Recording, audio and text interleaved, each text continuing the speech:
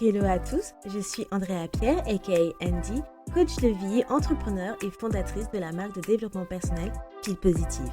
Aujourd'hui, je ne vous emmène pas en séance de coaching, mais je vous guide vers le chemin de l'épanouissement personnel pour une vie meilleure et une meilleure humeur avec The Feel Positive Podcast.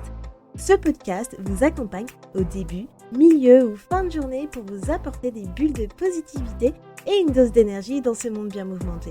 Il n'est jamais trop tard pour se sentir positive et développer un nouvel état d'esprit pour changer votre vie. Alors, restez connectés, il est maintenant l'heure de discuter et de positiver.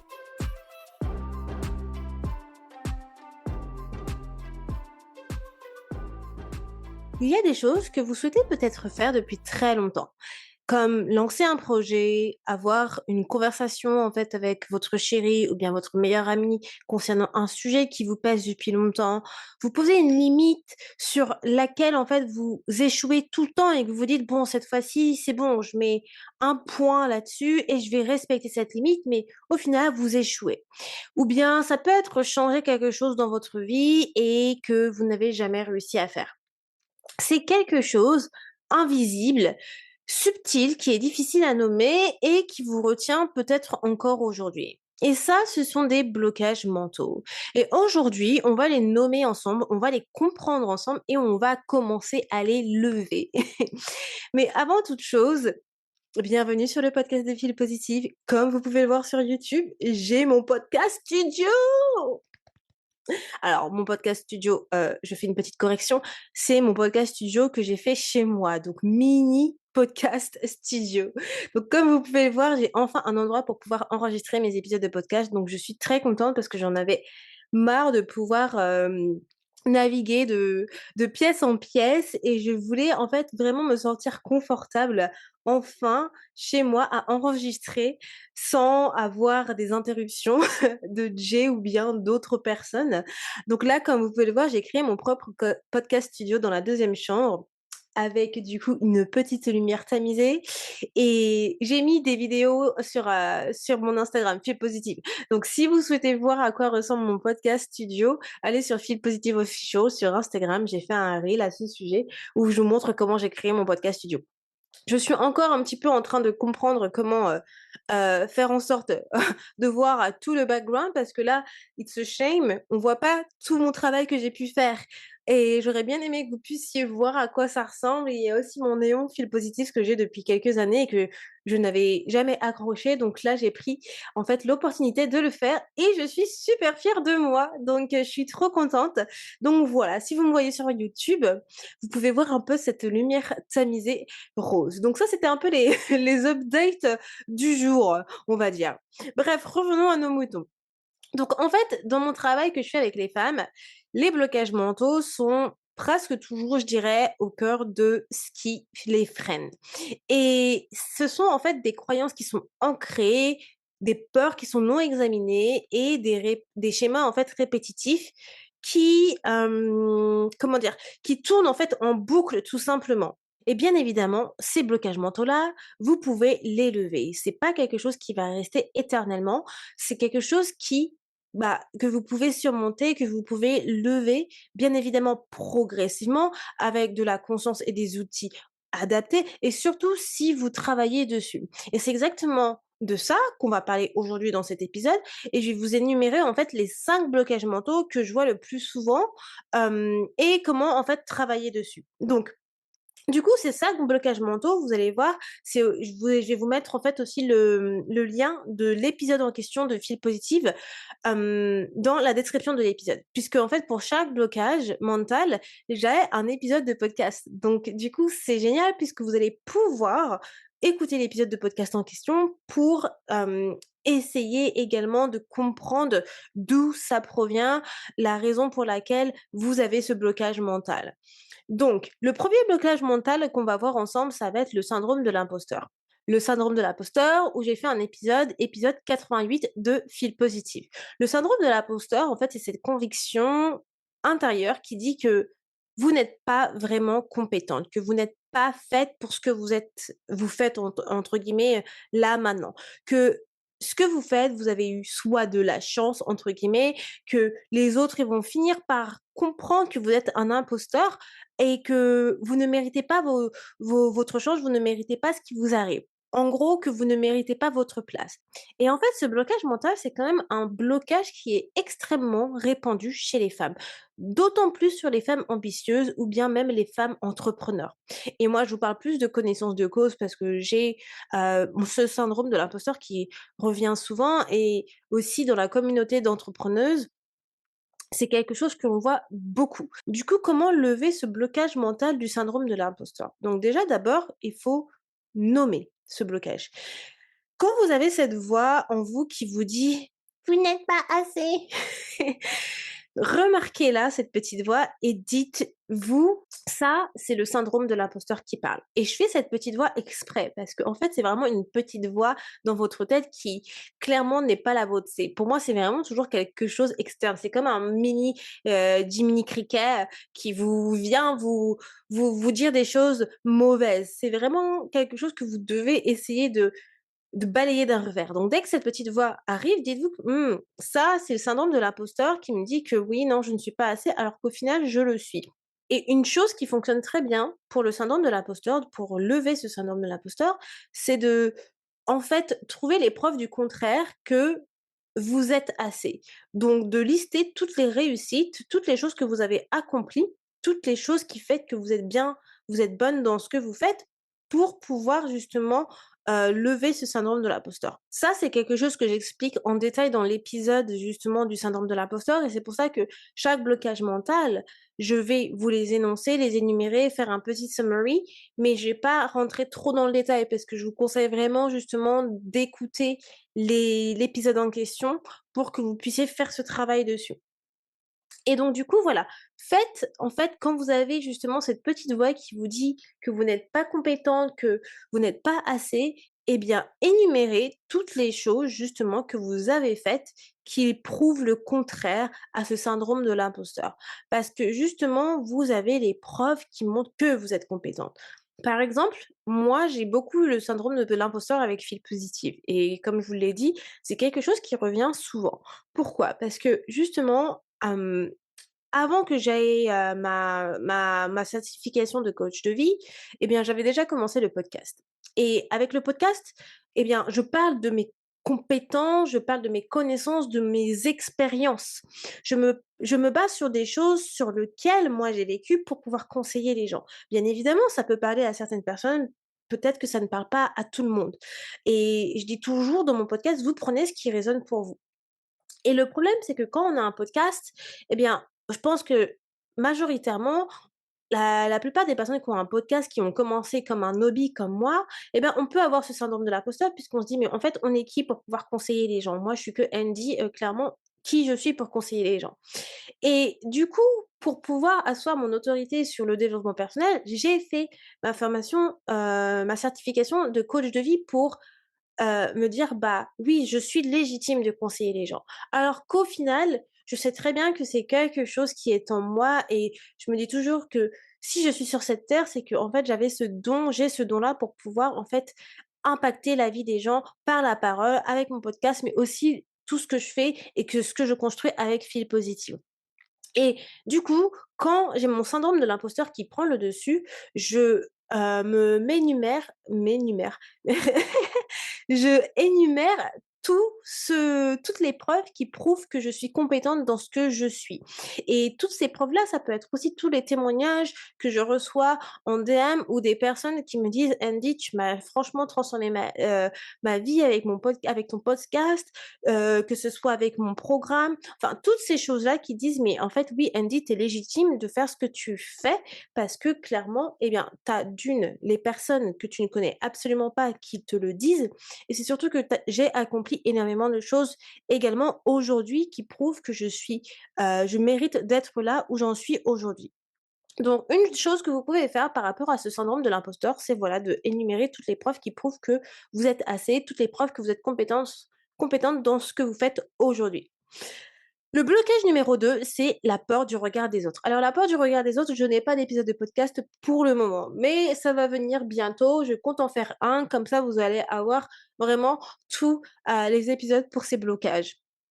Donc la peur du regard des autres, c'est vraiment une peur aussi qui impacte énormément, bah, je dirais vraiment toute la population, hommes que femmes en fait. Et c'est se dire: «Qu'est-ce que les autres vont penser?» Et je trouve que cette question, c'est l'une des questions les plus paralysantes en fait qui soit, puisque en fait, elle va vous empêcher de vous lancer, elle va vous empêcher de vous exprimer et de vous montrer. Et elle vous fait en fait rester dans une version de vous très oppressée pour éviter le jugement. Et je vous parle vraiment en connaissance de cause parce que, en fait, j'ai moi-même vécu la peur du regard des autres et je pense que on a tous vécu cette peur du regard des autres à certains niveaux. Et je peux vous dire que aujourd'hui, même avec Fille Positive, hem, parfois j'ai cette peur du regard des autres. Pourquoi? Parce que j'ai je dirais pas une grosse peur, mais vu que je me suis fait harceler verbalement quand j'étais, moralement quand j'étais, teenager, eh bien, la peur du regard des autres, quand je me montre sur internet, ça me ramène à cette période où j'étais adolescente, au collège et je me dis: «Mais en fait, les gens ils vont que critiquer» et c'est débile parce que j'ai passé cette période et je suis tellement bien dans ma vie aujourd'hui, mais la petite, elle me dit à l'intérieur de moi, elle a tellement été blessée que pour moi, ça revient beaucoup là-dessus et j'ai fait de l'hypnose à ce sujet. J'en ai appris énormément sur moi, mais c'est pour vous donner un exemple que tout ce que je vous dis, c'est des choses que j'ai vécues moi-même et qui peut vous montrer que, bah, je suis là aujourd'hui quand même à me montrer sur YouTube et à vaincre ces peurs-là, même si c'est inconfortable. Et en fait, une chose que j'ai appris et que personne ne nous dit vraiment, c'est que les gens pensent beaucoup moins à nous qu'on ne le croit.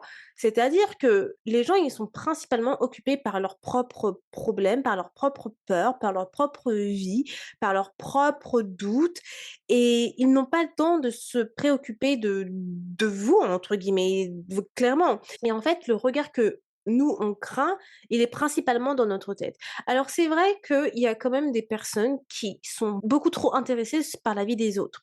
Vraiment, je comprends pas, mais chacun fait ce qu'il veut et il y a toujours des personnes qui vont quand même, quoi qu'il en soit, critiquer. Il y a toujours des personnes qui vont avoir quelque chose de négatif à dire puisque l'humain est comme ça.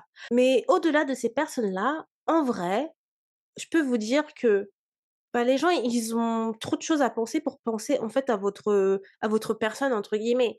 Donc du coup, quand la peur du regard des autres prend le dessus, dites-vous que, bah, en fait, les gens, ils ont pas que ça à faire. Ils ont pas que ça à faire, de penser à vous, car ils ont leurs propres problèmes. Donc comment lever ce blocage-là? Donc je dirais que une chose qui, moi, m'a beaucoup aidée, c'est de m'exposer progressivement. C'est-à-dire que, clairement, une des choses que j'avais, peur, c'est de me montrer. Me montrer sur les réseaux, ça a jamais été quelque chose, que j'aimais faire et encore moins en vidéo.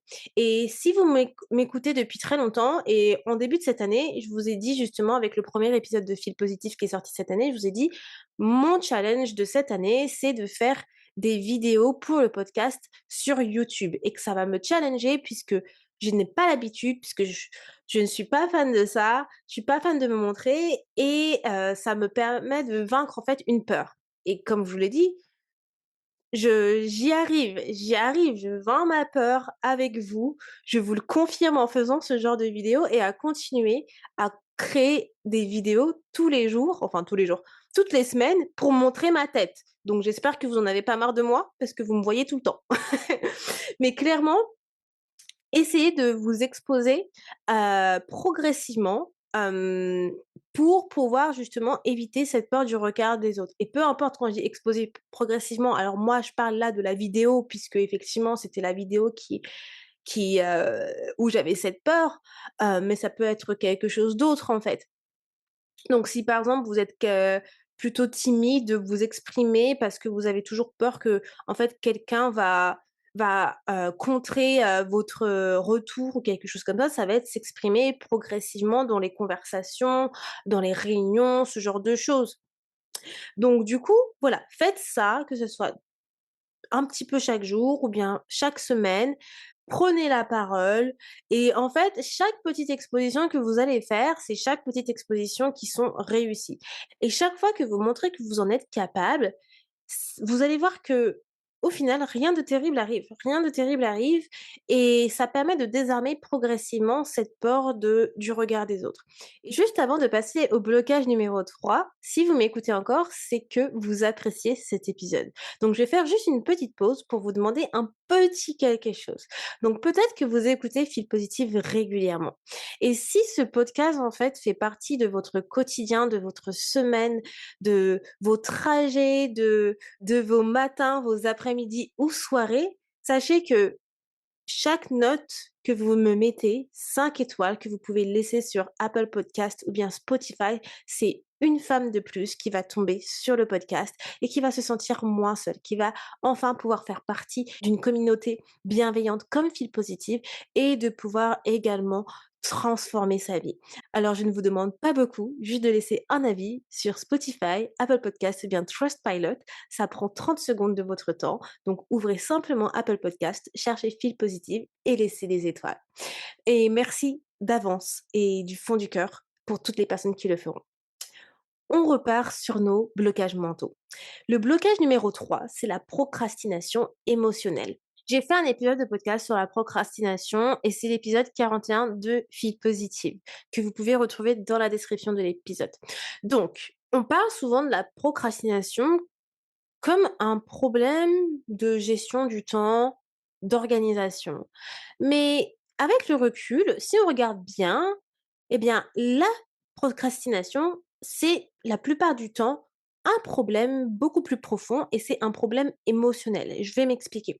Donc, en fait, quand vous reportez des tâches, c'est souvent des tâches qui sont liées à des émotions difficiles, comme la peur de l'échec, l'inconfort de la nouveauté, le fait est que vous ne souhaitez pas élargir votre zone de confort, l'anxiété, le jugement, le rejet. Donc, si vous procrastinez sur quelque chose aujourd'hui et depuis longtemps, posez-vous la question suivante. Quelle émotion est-ce que j'essaie d'éviter en ne faisant pas ça? Quelle émotion est-ce que j'essaie d'éviter en ne faisant pas ça? Et vous allez voir que en vous posant cette question, si vous répondez honnêtement, vous allez avoir quelque chose. Par exemple, une personne qui procrastine, allez, bah justement la création d'un projet ou bien la création d'un podcast. Quelle émotion cette personne essaie d'éviter en ne faisant pas justement les tâches liées à la création de son entreprise ou du podcast? Et là, il peut y avoir plein de choses, comme la peur de l'échec. Bien, parce que forcément, un podcast, ça prend du temps à faire et ça peut échouer comme ça peut réussir, mais tout dépend des actions que vous faites. La création d'une entreprise, pareil, ça peut être aussi le fait bah, d'être anxieux ou anxieuse à ce qui peut arriver. Ça peut être, du coup, le jugement ou encore la peur du regard des autres comme on a pu le voir. Donc ça peut entraîner encore un autre blocage. Donc il y a aussi ce côté émotionnel à prendre en compte dans justement la procrastination. Il n'y a pas que ce côté de gestion du temps, d'organisation, mais il y a le côté qui fait que, bah, en faisant telle ou telle chose, eh bien, du coup, il y a des émotions que je préfère éviter, que je n'ai pas envie d'avoir. Donc, comment vous pouvez lever ce blocage? Donc, il y a une technique que vous pouvez faire qui s'appelle la technique des 2 minutes. Donc, en fait, ça vous engage à faire la chose que vous redoutez pendant juste 2 minutes. Et l'objectif, ce n'est pas de finir la tâche avec cet objectif, avec cette, pardon, cette, comment dire? Cette technique de 2 minutes. C'est plutôt de commencer. Parce que tout est dans le démarrage. Beaucoup de personnes, justement, n'arrivent pas à commencer quelque chose. Donc, le but ici, de la technique des 2 minutes, c'est du coup de commencer. Parce que le démarrage, c'est 90 du travail lorsque vous avez une procrastination émotionnelle. Et là, je vous parle de la procrastination émotionnelle, hein, comme je vous ai dit. Je vous parle pas de l'autre type de procrastination. Donc du coup, si vous faites cette technique de 2 minutes et que vous commencez à faire la chose que vous redoutez pendant 2 minutes, au moins vous aurez commencé. 2 minutes, ça va ultra vite. Mais une fois que vous êtes lancé, eh bien, du coup, vous allez continuer. Donc commencez déjà 2 minutes et vous faites ça progressivement. Vous faites 2 minutes, 2 minutes, 2 minutes. Peut-être que du coup, vous allez voir que à la fin, eh ben, vous serez dans le milieu de votre tâche et que vous allez continuer. Parce que si vous faites 2 minutes, 2 minutes, 2 minutes, 2 minutes par jour, vous allez voir que au final, vous allez continuer naturellement sans vous dire: «Ah, ça fait 2 minutes». Le plus dur, c'est de commencer, c'est toujours le plus dur. Commencer quelque chose. Mais quand vous avez commencé, vous allez voir, c'est tellement beaucoup plus simple puisque ça va aller tout seul, ça va couler de source. Le quatrième blocage mental, ça va être le perfectionnisme. Alors, perfectionnisme, j'ai fait un épisode de podcast de Fil Positif qui est l'épisode 109. Encore une fois, je vous mets la référence de l'épisode dans la description de cet épisode. Alors, le perfectionnisme, je trouve que c'est c'est en fait, le défaut qui a eu une très bonne réputation pendant certaines années. Je ne sais pas vous, mais avant, dire que on était perfectionniste, c'était genre le faux défaut, genre la «fausse qualité» entre guillemets. Que c'était une qualité, «cachée» entre guillemets en défaut, alors qu'en fait non, c'est un défaut le perfectionnisme, c'est pas du tout une qualité en soi et les gens le présentaient vraiment comme si, bah, c'était quelque chose, vraiment de bien d'être perfectionniste puisque ça veut dire que vous faites vraiment tout attention à tout, tout, tout. Alors qu'en fait, pas du tout. Le perfectionniste, ça vous paralyse. C'est vraiment paralysant sur le long terme et je trouve que c'est plutôt une peur déguisée. La peur de faire quelque chose de moyen, la peur de ne pas être à la hauteur, la peur d'être jugé, la peur d'échouer, la peur que ça ne soit pas parfait. Et je trouve que ce blocage mental, c'est vraiment un blocage qui est très vicieux parce qu'il ressemble beaucoup à de l'exigence professionnelle, alors qu'en fait, en réalité, ce n'est pas de l'exigence professionnelle. C'est plutôt ne jamais avancer et de se trouver des excuses pour trouver le moment parfait qui n'existera jamais. Et le projet parfait, il n'existe pas. Le post parfait, la vidéo parfaite n'existe pas. Et même encore, moi, mes vidéos de podcast, comme vous pouvez le voir, elles ne sont pas parfaites. Rien n'est parfait. Je ne parle pas parfaitement. Mes vidéos ne sont pas montées parfaitement. Mes audios de podcast ne sont pas montés parfaitement non plus. Et c'est OK. C'est complètement OK et il faut être OK avec ça. Et j'ai été une ancienne perfectionniste. Quand j'étais en entretien avant, il y a très longtemps, mais je faisais partie des gens qui déguisaient le perfectionnisme comme une qualité en faux défaut, soi-disant. Et vous savez, quand vous dites, «Mon défaut, c'est d'être perfectionniste», mais après, les employeurs, ils vous disent: «Ah non, mais c'est plutôt une qualité, parce que ça veut dire que vous êtes, comment dire? Vous faites attention aux détails et tout». Alors qu'en fait, pas du tout. Genre, je trouve que c'est tellement faux.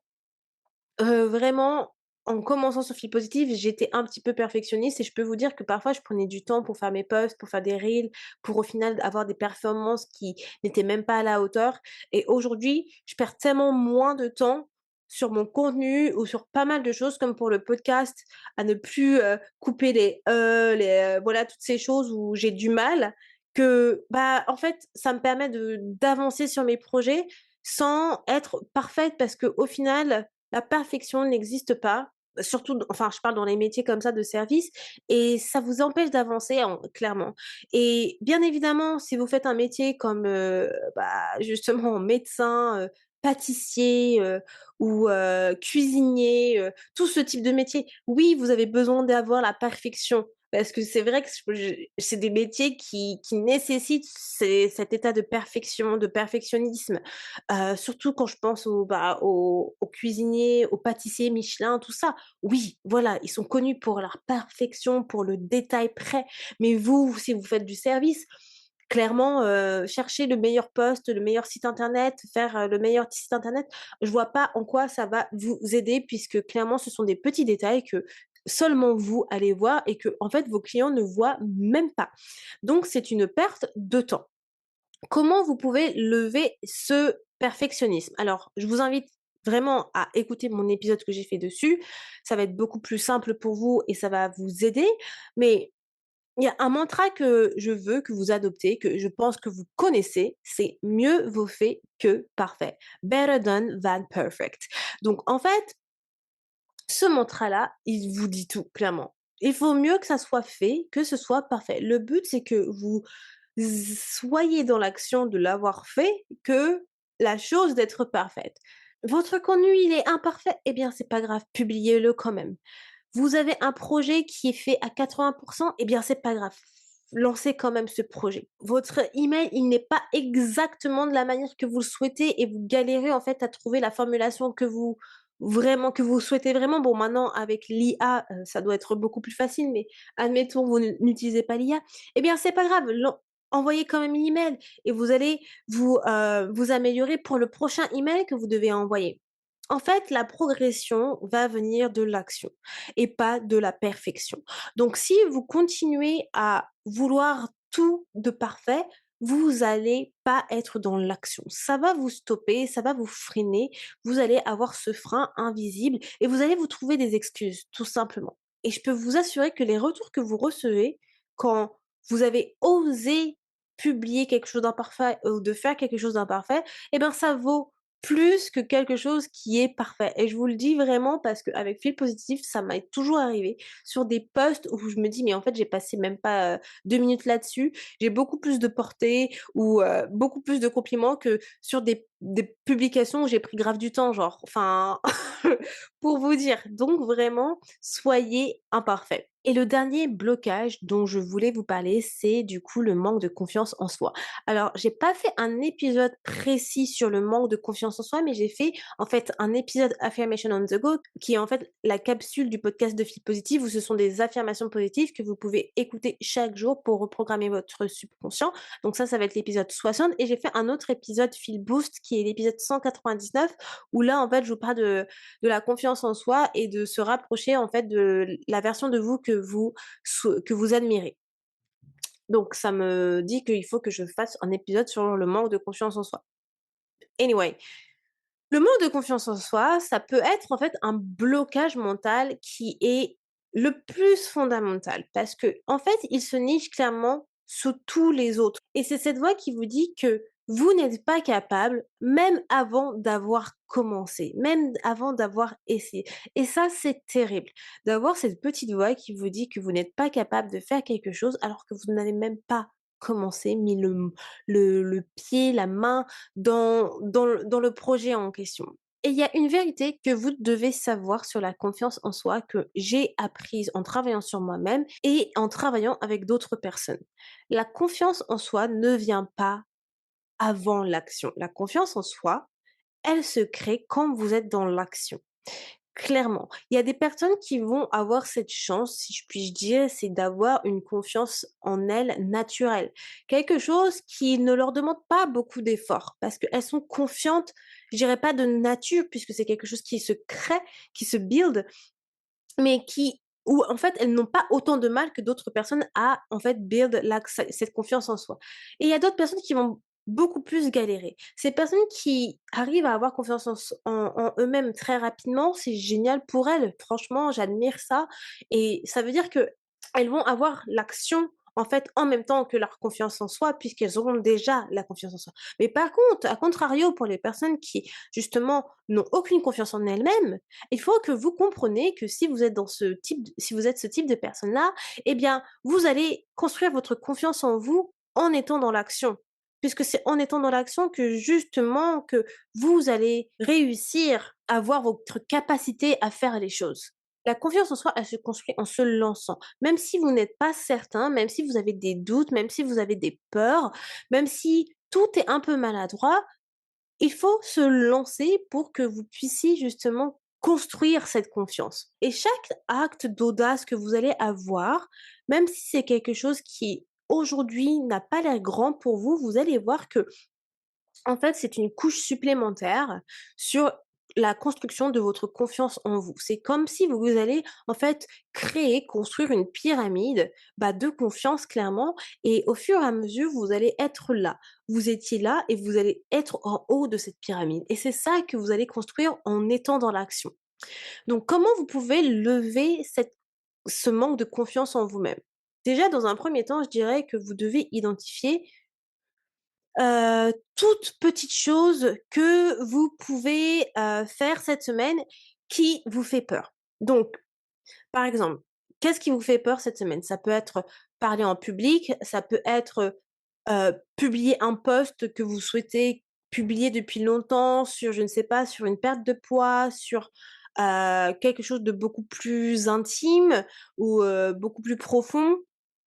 Peu importe. Juste trouver ces choses-là qui, vous font peur et ensuite posez-vous la question: «Qu'est-ce qui m'empêche de» si c'est par exemple publier une vidéo, de publier cette vidéo, si c'est de publier un post, de publier ce post, qu'est-ce qui m'empêche de parler en public? Et voyez ce qui revient, ce qui revient et à partir de ce qui revient, analysez si ce sont des choses irrationnelles ou si ce sont des choses rationnelles. Si ce sont des choses rationnelles, c'est-à-dire qu'effectivement vous devez peut-être travailler dessus. Si c'est irrationnel, eh bien, vous posez plus de questions, vous postez. C'est vous faites l'action. Un exemple précis.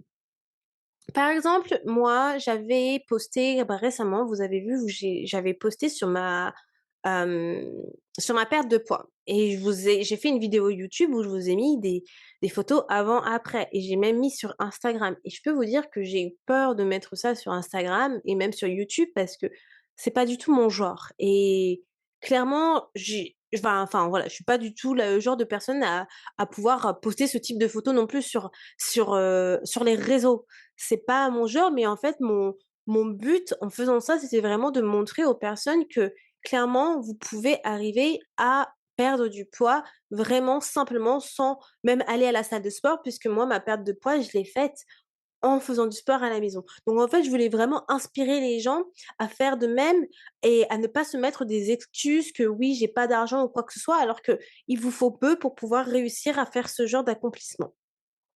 Et j'avais peur de mettre ces vidéos et du coup, je me suis posé justement cette question. Je me suis dit: «Mais qu'est-ce qui m'empêche en fait de mettre cette vidéo de mettre cette vidéo-là?» Et en fait, ce qui m'empêchait, c'était vraiment des peurs irrationnelles. C'était, bah, de recevoir des critiques méchantes et c'est tout. Genre, c'est tout. Il y avait pas d'autres peurs et ça, de recevoir des critiques méchantes, c'est pas des peurs rationnelles, c'est irrationnel. Donc du coup, je me suis dit: «Andy, poste» et je me suis plus posé de questions. Je me suis dit: «C'est pas grave, je poste», tout simplement et au final, en ayant posté, comme je vous l'ai dit et ben, clairement, j'ai eu que des retours positifs et de gens où justement qui me disaient: «Mais ça m'a inspiré en fait à vraiment vouloir me dépasser sur ma perte de poids puisque j'ai vécu la même chose que toi. Moi aussi, j'ai pris du poids en prenant, bah, à cause d'un traitement hormonal et là, je suis sur une perte de poids». Donc en fait, voilà, si j'avais écouté ma peur et que je serais restée dans l'inaction et ben, j'aurais pas posté, ni la vidéo ni le post. Donc identifiez cette petite chose qui vous fait peur, cette semaine et du coup, posez-vous cette question, si c'est qu'est-ce qui vous empêche de poster ou de faire ce que vous deviez faire? Et si c'est irrationnel, juste postez, faites ce que vous avez à faire. C'est brique par brique comme ça que vous allez voir que vous allez passer à l'action, que vous allez reconstruire votre confiance en vous-même. Mais voilà, la confiance en soi, c'est comme un muscle et ça vient, ça repart. Faut pas comment dire? Se blâmer quand vous perdez confiance. Il y a beaucoup de choses sur lesquelles vous pouvez avoir confiance en vous, comme il y a des choses que vous ne pouvez pas avoir confiance en vous. Un autre exemple, c'est que Jay, par exemple, il est super confident, par rapport à tout ce qui est, fitness et cetera, puisque c'est un domaine qu'il adore. Il est super fort là-dessus. Il est ultra confident dans ça, mais par contre, il y a d'autres choses où il est absolument pas confident du tout et c'est pareil pour moi. Il y a plein de choses où je me sens ultra confident, confiante et il y a d'autres choses où vous allez me voir où je vais faire: «Bah, en fait, non, je suis pas du tout c'est pas du tout mon truc, en fait. Clairement, je préfère rester à ma place» et c'est des choses que je dois build. Donc voilà, en fait, tout simplement pour les 5 blocages mentaux qui vous freinent, en fait, qui vous freinent et vous empêchent d'avancer. Je voulais juste terminer cet épisode par quelque chose qui me tient vraiment à cœur. Donc en fait, ces 5 blocages mentaux qu'on a énoncés là, dans cet épisode, le syndrome de l'imposteur, la peur du rejet, la peur du regard des autres, la procrastination émotionnelle, le perfectionnisme et le manque de confiance en soi. Ce sont exactement les choses qu'on va travailler ensemble pendant les Feel Boost édition été 2026. Alors oui, les Feel Boost reviennent comme d'habitude. Alors je dis comme d'habitude, mais ça fait que la troisième édition en fait. Donc oui, les Feel Boost, pour ceux qui ne connaissent pas, les Feel Boost, c'est 31 épisodes que je sors en août pour l'été et aussi en février pour l'hiver. Des épisodes courts entre 5 et 15 minutes pour en fait booster votre été. Et ce n'est pas juste en fait 31 épisodes, c'est 31 épisodes pour lever des freins un par un, pour en fait aller vers la rentrée avec un mindset positif, complètement différent, se sentir fraîche, quand je dis fraîche, pas se sentir fraîche de manière vestimentaire, mais se sentir frais de l'intérieur, se sentir évoluer, se sentir élevé pour bien commencer la rentrée de septembre avec un mindset positif pour ne pas commencer septembre avec un mindset de manque, mais avec un mindset positif. Donc les Feel Boost, ça commence le 1er août. Abonnez-vous dès maintenant sur la plateforme d'écoute de votre choix que vous préférez pour écouter le premier épisode qui sortira le 1er août, mais c'est surtout pour ne pas manquer les prochains épisodes puisque ça va être tous les jours, tout le mois d'août. Et si vous souhaitez suivre l'aventure des Feel Boost et que vous souhaitez avoir un meilleur boost pendant tout votre mois d'été, eh bien suivez Feel Positive à Feel Positive Official sur Instagram puisque c'est là où je vais vous mettre en fait tous les coulisses et tout ce qui se passe avec Feel Positive. Voilà les amours, j'en ai terminé pour cet épisode d'aujourd'hui. J'espère que ça vous a parlé, ces 5 blocages mentaux. Donc ce sont des blocages mentaux qui touchent à tout le monde, hein, clairement. J'ai pas l'impression que, en tout cas, une personne ou autre a été épargnée par ce type de blocage dans leur vie, car toutes les personnes à qui je parle, que les personnes que j'ai pu accompagner ou bien de mon entourage, ils ont au moins un de ces blocages mentaux. Donc si ça vous parle, n'hésitez pas à me dire quel est votre blocage qui vous parle le plus aujourd'hui en commentaire sur YouTube ou bien même sur Spotify ou encore sur Instagram. Et moi, je vous dis au 1er août pour le premier épisode de Feel Boost en vidéo et aussi en audio. Bye tout le monde! Merci beaucoup de ton écoute et d'être resté avec moi jusqu'au bout. Si à la fin de cet épisode tu sens ton humeur changer et tu te sens un peu plus boosté, n'hésite pas à me laisser un avis ou une note sur ta plateforme d'écoute préférée, ça me fera toujours plaisir et j'apprécierai de les lire dans le prochain épisode. À bientôt, positivement, Andy.